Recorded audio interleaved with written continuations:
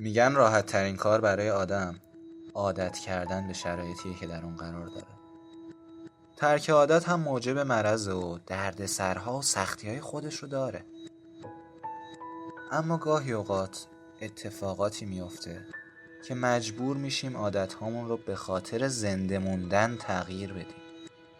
خیلی از کارهایی که قبلا مفید بود خطرناک به حساب میاد. خیلی از تلاشهایی که قبلا کافی بود حالا شدیداً کم محسوب میشن.